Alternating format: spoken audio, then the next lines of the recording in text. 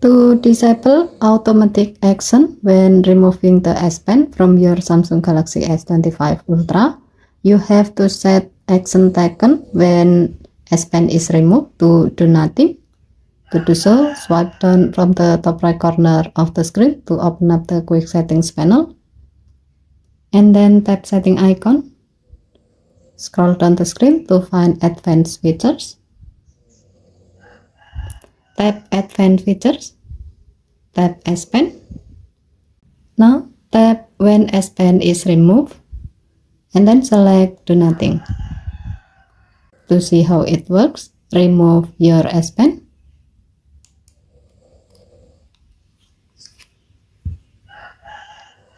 As you can see, there's no automatic action will trigger. With this setting, if you want to access the air command menu, you can tap the air command icon, or by hovering your S Pen over the screen and pressing the S Pen button like this.